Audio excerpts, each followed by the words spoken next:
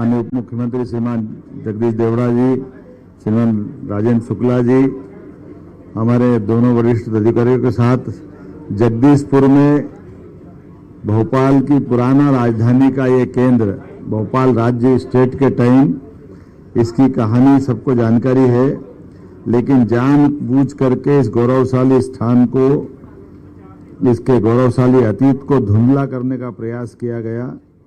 इसकी मिट्टी के कण कण में वीरता, त्याग और राष्ट्र गौरव की गाथाएं रची बसी है। उसी को नमन करते हुए हमने आज अपनी इस कैबिनेट का भावी पीढ़ी को भोपाल का वास्तविक इतिहास से परिचित कराते हुए इस ऐतिहासिक निर्णय से जोड़ करके कैबिनेट के साथ यहाँ हमने इन विषयों का अपने यहाँ संपादन कराया है कैबिनेट के माध्यम से। जब भोपाल की बात करते तो हमें भोपाल का गौरवशाली अतीत परमार राजवंश के साथ जुड़ करके वो अतीत का गौरवशाली पृष्ठ जिंदा होता है। राजा भोज का संरक्षण उसे प्राप्त हुआ। उत्तरवर्ती काल में मालवा में मरवारों के लिए ये हमारा भोपाल सनातन संस्कृति की ढाल बनकर एक अलग प्रकार के दौर में इसका अपना अतीत रहा है। परमार के साथ ही माटी का नाता जनजाति गोंड राजवंश से भी इसका उतना ही गहरा नाता है। गोंड साम्राज्य के तत्कालीन शासक मान्यवर मदन शाह जी, महाराज संग्राम शाह जैसे प्रतापी राजाओं ने इस देश को अपना सब कुछ देने का प्रयास किया, जिसके लिए उस काल में वो बहुत अलग प्रकार की परिस्थितियों में रहा है। लेकिन एक काला अध्याय इसमें राजा निजाम शाह को जहर देकर मारने का भी जुड़ा है। कठिन परिस्थिति में उनकी वीर और स्वाभिमानी विधवा रानी कमलापति ने अपने छोटे पुत्र और प्रजा की रक्षा के लिए अद्भुत साहस दिखाया। इतिहास गवाह इस भूमि ने अफगान सरदार दोस्त मोहम्मद खान के छल और उससे होने वाले बात के एक खराब समय से भी इसका नाता जुड़ा है, जिसके कारण से बाद का समय उनके उस शासनकाल से गुजरा, जिसके कारण से हमारे उस अतीत की गाथाओं में ये एक अलग कहानी के रूप में आगे जाना गया है। लेकिन ये बात भी सही है कि यहाँ उस काल के बाद ही लगभग 11 साल का सिंधिया शासनकाल भी रहा है। बाद में परिवर्तित काल में यहाँ से राजधानी उठ करके भोपाल भी गई। उसका विस्तार से परिपत्र आपको मिला होगा, जानकारी दे देंगे। लेकिन अभी हम वापस कैबिनेट में आते हैं। कैबिनेट के लिए आज का दिन कई कारणों से बहुत महत्व का है। आज मध्य प्रदेश समान नागरिक संहिता 2026 के विधेयक का अनुमोदन कैबिनेट के माध्यम से हुआ है और ये मध्य प्रदेश निरसन विधेयक 2026 का अनुमोदन हमारे लिए राज्य के अंदर क्या राम क्या रहीम सबकी बराबरी का मौका देने वाला एक बड़ा नियम लग रहा है, जिसके कारण से हमने अपनी इस अधिनियम को लागू करने के पहले, वैसे तो विधानसभा में एक्ट पारित हो जाता, लेकिन आम जनता से जुड़ करके बातें पहुंचाने के लिए लगभग 2 महीने पहले हमने अपनी समान नागरिक संहिता के लेकर के माननीय सुप्रीम कोर्ट की पूर्व न्यायाधीश रंजना देसाई जी की अध्यक्षता में कमेटी का गठन किया। हमने अपने 51 जिलों में जन परामर्श बैठकें संपन्न की। 10 संभाग में वो बैठकें हुई और भोपाल में भी राज्य स्तरीय परामर्श हुआ। वो राज्य स्तरीय परामर्श में भी सभी राजनीतिक दलों के साथ, विविध हमारे धर्म के या अलग अलग सामाजिक क्षेत्र के संगठनों के साथ सबसे विस्तार से चर्चा हुई, उनसे बातचीत भी हुई। और जैसा कि मैं आपको आपकी जानकारी में है, जब हमने राजनीतिक दलों को बुलाया तो उसमें आप पार्टी, कम्युनिस्ट पार्टी सारे लोग आए, लेकिन नहीं आए तो कांग्रेस के लोग नहीं आए। पता नहीं कांग्रेस के लोगों को ये इस हिंदू मुसलमान के वोट में क्या दिखता है। उनके लिए एक देश एक निशान एक प्रधान पे सदैव दुविधा रहती है। कोई बात नहीं, उनकी वो जाने, हमारे लिए तो आगे बढ़ने का मौका है। हमने जब अपने सभी धर्मों की समानता के लिए आगे बढ़ने का संकल्प किया, और ये भी उल्लेखनीय है कि जब रिपोर्ट सबमिट हुई और जानकारी आई तो उस जानकारी के रिकॉर्ड में एवरेज 80% से ज़्यादा मुस्लिम बहनों ने इस नियम को लागू करने के लिए पक्ष में बात कही। ये भी हमारे लिए उल्लेखनीय है कि रिकॉर्डेड आंकड़ा 76% का है, लेकिन एवरेज 80% मुस्लिम बहनों ने कहा कि एक समान कानून लगना चाहिए, और 40% मुस्लिम भाइयों ने भी कहा है। नामजद भी आकर के बैठकों में इस बात को कोट किया कि ये हमारे लिए कानून लगना चाहिए। कई लोगों ने उनसे प्रश्न भी किया कि आप इस पे समर्थन कैसे दे रहे हैं, तो उनने खुलकर कहा कि हमारी भी माताएं बहनें हैं, हमारे लिए भी हमारी बहनों की ज़िंदगी को, अगर हिंदू भाई बहनों की बहन की ज़िंदगी इस एक्ट से सुरक्षित होती है तो मुस्लिम भाई बहनों की बेटियों के साथ क्यों अन्याय होना चाहिए। ऐसे करके सभी क्षेत्रों में सभी प्रकार से एक बात उल्लेखनीय है कि हमारे द्वारा इसमें लगभग 3.49 करोड़ SMS भी भेजे गए। हम जनता के अंदर नीचे तक जितनी बात पहुंचा सकते थे हमने सभी संचार साधनों का, सोशल मीडिया का, प्रिंट मीडिया का, इलेक्ट्रॉनिक मीडिया का, यहाँ तक कि कार्यक्रमों के अंदर होने वाली सभाओं में भी इस विषय को नीचे तक उतारने का सभी मंत्रियों के साथ मेरे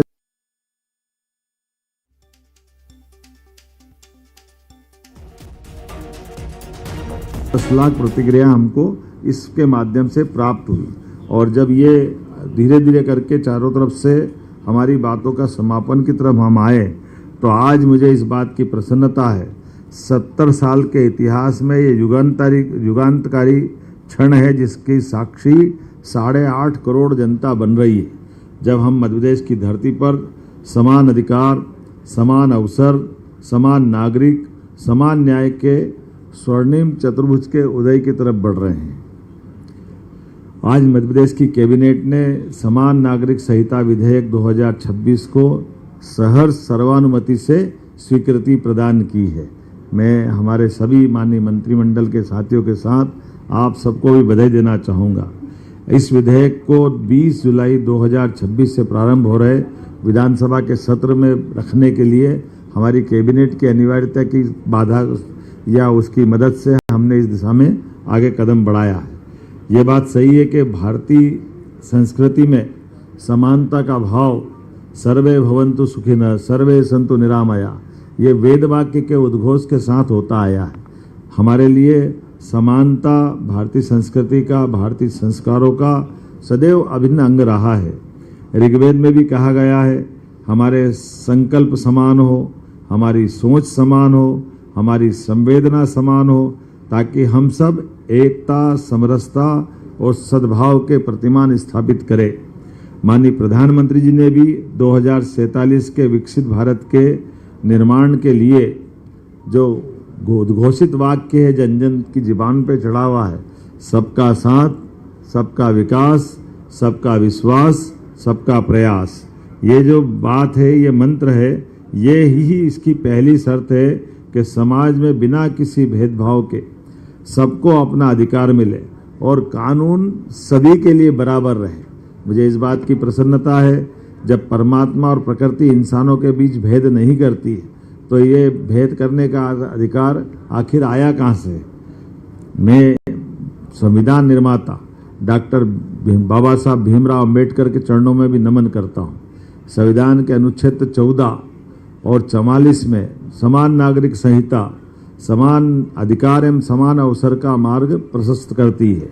माननीय प्रधानमंत्री जी श्रीमान नरेंद्र मोदी जी के नेतृत्व में हमने संकल्प लिया है कि हम ऐसा कानून लाएंगे जिसमें राम, रहीम, रविंदर और राबिन सब एक समान हो। मुझे बेहद प्रसन्नता है, डॉक्टर श्यामा प्रसाद मुखर्जी द्वारा दिया गया ऐतिहासिक नारा, एक प्रधान, एक निशान, एक विधान, मध्य प्रदेश की धरती पर साकार होने जा रहा है। समान नागरिक संहिता की तैयारियों के संबंध में केवल आपको संक्षेप में बताना चाहूँगा। समान नागरिक संहिता वर्ष 1961 में पहली बार गोवा राज्य में लागू हुई थी। उसके बाद 2025 में उत्तराखंड, 2026 में गुजरात और तत्पश्चात असम की विधानसभा में इसको पारित करने की पहल हुई है। दिनांक 27 अप्रैल 2026 को माननीय न्यायमूर्ति रंजना प्रकाश देसाई की अध्यक्षता में 7 समिति सदस्यों का गठन किया गया था, जिस समिति में प्रतिष्ठित शिक्षाविद, कानूनविद, सामाजिक कार्यकर्ता, प्रशासनिक अधिकारी सभी कुछ सम्मिलित हुए थे और प्रचलित कानूनों का अध्ययन किया गया। समान नागरिक संहिता के अन्य राज्यों के मॉडल का भी अध्ययन किया गया। जन परामर्श बैठकों का आयोजित कर सभी हित पक्षों से सुझाव भी लिए गए। जन परामर्श हेतु एक पृथक वेब पोर्टल तैयार कर 22 मई 2026 को इसको पब्लिक में लॉन्च किया गया। महत्वपूर्ण आंकड़े, जैसे मैंने बताया कि लगभग 3,49,00,000 SMS हमने जनता के बीच दिए हैं। समिति को वेब पोर्टल पे लगभग 10 लाख, एक्चुअल संख्या देखो तो 9,58,675 सुझाव प्राप्त हुए। जन परामर्श के लिए जिला स्तर राज्य स्तर पर 50 से अधिक बैठकों का आयोजन किया गया। बैठकों में 1,134 से अधिक सुझाव प्राप्त हुए। सुझावों का संख्यात्मक सार इस प्रकार से 93.54 93.54% नागरिकों ने इस प्रदेश में समान नागरिक संहिता लागू करने का समर्थन किया। लगभग 94% लोगों ने इसका समर्थन किया, ये उल्लेखनीय है। 92.20 अर्थात 92.20% नागरिकों ने माना कि सभी समुदाय में महिला और पुरुषों के लिए समान कानून होना चाहिए। 91.32 लोगों ने माना कि समान नागरिक संहिता से भेदभावपूर्ण तलाक कानूनों को समाप्त करना चाहिए, जो कि एक लिंग की दूसरे को अधिक लाभ देने की दिशा में गलत कदम उठाती है। 92.66 लोगों ने इस बार भी सहमति दी है कि सभी समुदायों को महिला और पुरुषों की संपत्ति में भी समान अधिकार मिलना चाहिए। ये सभी प्रकार से अलग अलग क्षेत्रों को जोड़ करके इसमें बात रखी गई है। 90.96 लोगों ने माना कि व्यक्तिगत कानूनों के कारण नागरिकों को कानूनी जटिलताओं का सामना करना पड़ता है, इसलिए इससे मुकाबला करने के लिए एक समान नागरिक संहिता लागू करना चाहिए। 86.78% लोगों ने कहा कि समान नागरिक संहिता को मौलिक अधिकारों का उल्लंघन किए बिना लागू किया जा सकता है। कुल मिलाकर के दोबारा मैं परसेंटेज नहीं दोहराऊंगा, ये फिर वापस लंबी कहानी हो जाएगी, लेकिन समान नागरिक संहिता इसके जो 4 महत्वपूर्ण पिलर्स है, ये चारों पे मैं बात करना चाहूँगा। विवाह इस राज्य में इस नियम के बाद एक ही लागू होगा, दूसरा विवाह निषेध माना जाएगा। जब तक कि कानून सम्मत रूप से विवाह विच्छेद नहीं हो तब तक दूसरे विवाह की परमिशन उसको नहीं रहेगी। विवाह विच्छेद में भी केवल शब्दों से कोई विवाह विच्छेद नहीं कर पाएगा। तलाक तलाक तलाक या ऐसे जो चीज़ें हैं, इससे इसको मुक्ति दिलाई गई। कानूनी प्रक्रिया के बाद ही तलाक का दोनों पक्ष के बीच में निर्णय के आधार पर लागू किया जा सकेगा। उत्तराधिकारी का चयन भी उसी प्रकार से रहेगा। जो उत्तराधिकारी आमतौर पे होते हैं, इस कानून के बाद सबको समान रूप से उत्तराधिकारी एक कानून से चलने के लिए बाध्यता रहेगी।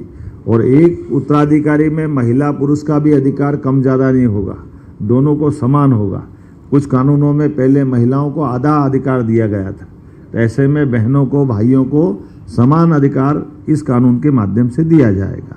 इसी प्रकार से ये जो एक नई प्रथा है, उस प्रथा में जो भी सिस्टम है, तो अगर आप लिव इन रिलेशन रखना चाहते हैं तो उसमें भी आपको आयु सीमा के अंदर ही 1 महीने से कम समय में पंजीकरण रजिस्ट्रेशन के बाद रहने की छूट है, चाहे जो नहीं रह सकेगा। तो 21 साल का पुरुष और 18 साल से बड़ी महिला या बहन जो भी होगी वो इसका अंदर आएंगे। और इसमें भी अगर उनका विवाह हुआ है तो इसमें इस दायरे से वो बाहर हो जाएगी, जब तक कि वो सारी प्रक्रिया विवाह संबंधी कोई अपना उस प्रकार के कोई बाधा उनके जीवन में अगर आ रही तो वो इससे नहीं रहेंगी। स्वैच्छिक रूपता को थोड़ा इसमें रोका गया है। समान नागरिक संहिता में युगांतकारी प्रभाव, खास करके धार्मिक स्वतंत्रता, ये सभी धर्मों का सम्मान करने वाला कानून है। इसमें किसी धर्म को नीचा नहीं दिखा रहा है, क्या हिंदू, क्या मुसलमान, क्या ईसाई, क्या पारसी, सभी धर्मों का समान सम्मान करने के लिए कानून को लगाया गया है। महिलाओं के लिए भी, सभी प्रकार की बहनों के लिए समान रूप से उनकी गरिमा और सम्मान का भी ध्यान या उनके सम्मान की रक्षा करने के लिए ये नारी सशक्तिकरण की दिशा में उल्लेखनीय कदम है। भेदभावपूर्ण प्रथाएं जो चलाई गई थी, बहुत सारे प्रकार की, जो उन सारी प्रथाओं को रोकने का प्रयास किया है। आदिवासी अंचल, हमारे जो अनुसूचित जनजाति या संरक्षित रूढ़िगत आधार वाले व्यक्ति समूह जो हमारे घुमंतु अर्ध घुमंतु आते हैं, उनको इसमें अपवाद रखा गया है, उसको इस दायरे से इतर रखा गया है। सभी धर्मों की बात मैंने कही कि सभी धर्मों के लिए एक समान शर्त है। धार्मिक समारोह, अनुष्ठान, रीति रिवाज अलग अलग हो सकते हैं, उसमें कोई बाध्यता नहीं है कि वो एक जैसी मानना है। जिसको पूजा करना वो पूजा करे, जिसको बाकी अपने रीति रिवाज का पालन करना, धर्म अनुसार अपने अपने आचरण का, उसको इसमें पूरी छूट दी गई है, उसमें कोई इसमें परेशानी नहीं है।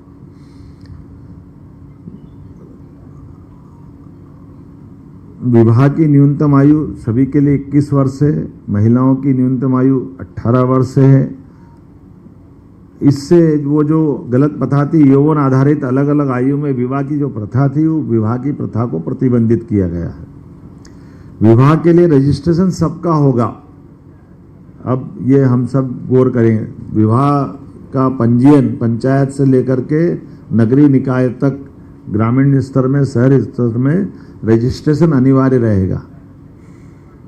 एक जीवन साथी के रहते हुए दूसरे जीवन साथी दूसरा विवाह करने की परमिशन नहीं रहेगी, मैंने पूर्व में उल्लेख किया है। ये इस तरह की चीज़ों को अपने यहाँ रोका जाएगा।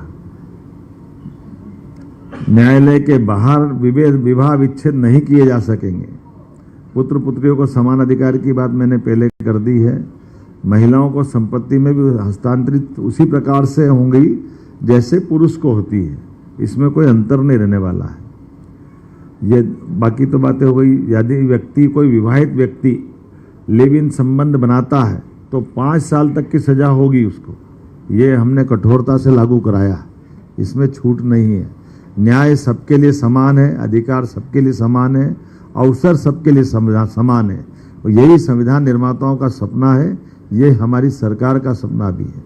मैं मान के चलता हूँ जब इतना अच्छा नियम, इतना अच्छा कानून बना है तो सभी राजनीतिक दलों से आग्रह करता हूँ कि वो अपने दलगत राजनीतिक नुकसान नफ़े के बजाय प्रदेश की जो जनता की बेहतरी के लिए साथ आकर सामाजिक समरसता, महिला सम्मान, राष्ट्रीय एकता के प्रतिबिंब इस कानून को लागू करने में पुरजोर समर्थन दे। ये मैं आपके सबके माध्यम से सबसे अपील करना चाहूँगा। इस कानून को लाने का लक्ष्य विभाजन को विश्वास में बदलना, अन्याय को सम्मान में बदलना, सुझाव लेने के दौरान मिले गए सुझावों पर या जन समर्थन से मुझे इस बात की प्रसन्नता है, हर वर्ग, हर धर्म, हर समुदाय के लोगों ने अपने अपने तय इस विधेयक का पुरजोर समर्थन किया है। अंत में समिति के सभी सदस्यों का, विधेयक से लाने जुड़े वाले सारे अमले का और प्रदेश की जनता जनार्दन का मैं आभार मानता हूँ। एक मिनट, ये मेरा एक विषय हुआ, अभी दूसरे बाकी है। तो ये अभी एक विषय, एक समान नागरिक संहिता का पारित हुआ है। अब इतनी देर में सब दूसरे पे भी बोलूँगा, लेकिन कोई बात नहीं। अब की थोड़ी सी ऐसा लग रहा है कि अपना इसको समेटना पड़ेगा। हमने अपने व्यापार व्यवसाय के साथ सभी क्षेत्रों में सरलता से सभी गतिविधि को संपादित करने के लिए बिजनेस के लिए ईज ऑफ डूइंग बिजनेस विधेयक 2026 को भी पारित किया है। ये हमारे लिए एक छत के नीचे सभी प्रकार की अलग अलग प्रकार की स्वीकृतियों को लाते हुए सरलीकृत रूप से उल्लेखनीय यह है कि नीति निर्माता के मामले में पॉलिसी के आधार पर राज्य में शासन करने के लिए मध्य प्रदेश देश भर में नंबर 1 का राज्य है। सबसे पहले इसमें चल रहा है, जो भारत सरकार के सभी सुझावों का सरलीकृत रूप से तुरंत लागू करने वाले राज्यों में से हमारा राज्य मध्य प्रदेश शामिल हुआ है। अग्निशमन आपातकालीन विधेयक 2026 भी हम सदन में रखने वाले हैं। आज ये भी हमने पारित किया है। आज कई प्रकार की अग्निशमन की कई घटनाएं बढ़ती जा रही है अलग अलग प्रकार से, उसमें सब में विचार करते हुए बहुत सारे विभागों को समेकित रूप से जोड़ते हुए इसमें आपातकालीन सेवाओं के साथ अग्नि घटनाओं को रोकने के लिए जो कानून सम्मत हो सकता है या भविष्य में इसको कैसे हम और कंट्रोल करें। निजी विश्वविद्यालय संशोधन अधिनियम 2026 को भी आज पारित किया है। आयुर्विज्ञान विश्वविद्यालय और धन्वंतरी स्वास्थ्य विश्वविद्यालय अधिनियम 2026 भी हमने आज पारित किया है। उल्लेखनीय है कि हमारे पास पहले केवल एक मेडिकल यूनिवर्सिटी थी, अब इसको हम तोड़ करके 2 में जा रहे हैं और ऐसे में जो जबलपुर विश्वविद्यालय है उसको एम्स की तर्ज का एक बड़ा हॉस्पिटल भविष्य में वो बढ़ते जाए। ये जो बीच के समय में मेडिकल के छात्रों को जो कठिनाई आती थी, कभी सारी परीक्षाएं कोई कारण से कोर्ट लटकाती थी तो पूरा सत्र सभी का हो जाता था। धीरे धीरे बीते समय हमने अपनी नर्सिंग के, पैरामेडिकल के या सारे परीक्षाएं कराने के हमारे सारे सरकारी विश्वविद्यालयों में पहले ये अधिकार दिए थे। अब धीरे धीरे करके हम इसमें और आगे बढ़ रहे हैं। राज्य बहुत बड़ा है, ऐसे में एक विश्वविद्यालय की कठिनाई होती है तो यह 2 में जा रहा है। आगे जा करके इसके और भी भविष्य में इस तरह से बढ़ेंगे। और वैसे भी शिक्षा नीति 2020 ये कहती है कि पर्टिकुलर एक सब्जेक्ट का विश्वविद्यालय के बजाय ये बहुउद्देशीय विश्वविद्यालय होना चाहिए। तो बहुउद्देशीय विश्वविद्यालयों की तरफ हमारे सारे, पहले तो सारे सरकारी विश्वविद्यालय इस तरह चलते थे, लेकिन इसको चरणबद्ध रूप से हम आगे बढ़ रहे हैं। जब मैं मध्य प्रदेश राजमार्ग संशोधन विधेयक 2026 की बात करता हूँ तो अंग्रेजों के शासनकाल के कई नियम को बदलते हुए ये हमारा मध्य प्रदेश राजमार्ग अधिनियम 2026 को पास किया है। श्रम संहिता के माध्यम से भी हमारे कई सारे श्रमिक बंधुओं के लिए उद्योग धंधों में काम करने के लिए इसमें भी कुछ सुधार किए हैं। और आज़ादी के पहले के 7 कानून जो आज अनुपयोगी हुए, ये अनुपयोगी कानूनों के लिए भी आज कैबिनेट